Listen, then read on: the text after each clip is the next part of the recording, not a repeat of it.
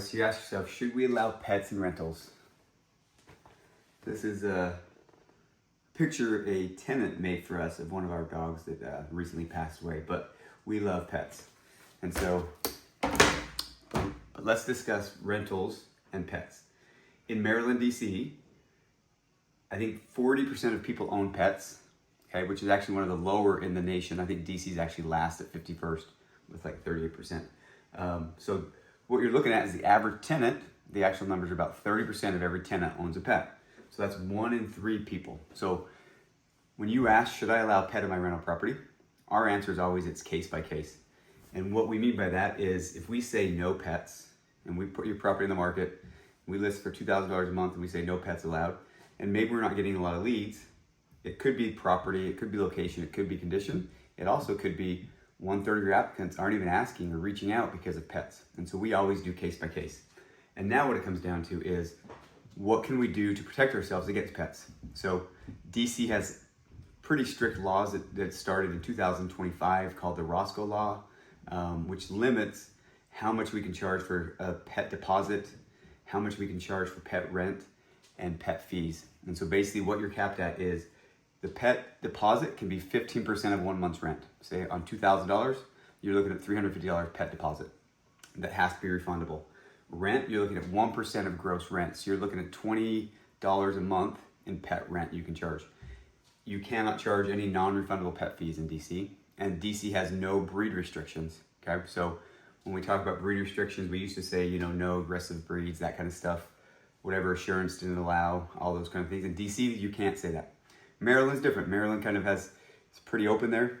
Typically what we've always done in the past is we've charged like a $300 non-refundable pet fee. And then we charge usually $30 to $50 a month on pet rent, depending on the breed, right? And so the best way to do this though is every property allows pets on a case-by-case basis. And what we mean by that is we want to know what kind of pet they're bringing in, right? We want to know that pet's history. And so when somebody applies for a property and they say, hey, I have a dog, we're like, great. It's a 50-pound German Shepherd or it's a 75-pound Bulldog.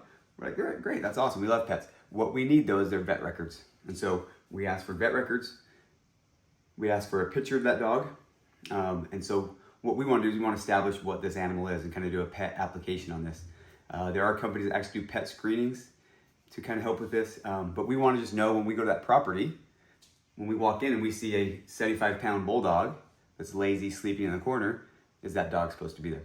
So the biggest thing is you want to make sure you're allowing pets on a case-by-case basis so it's not shrinking your potential tenant pool to where you're only getting 2/3 of possible applicants.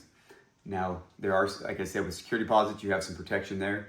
You can also charge the pet fee in Maryland and then a little bit extra pet rent. And so again, what we found is pets are a little bit harder on some properties. Most pets are pretty good.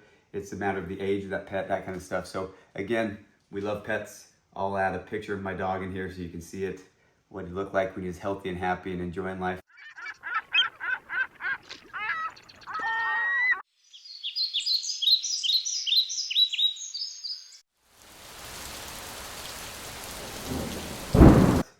If you have any questions about pets and how it affects rentals and leasing, all those kind of things, reach out, ask a question. You can subscribe, like other videos here, whatever it is.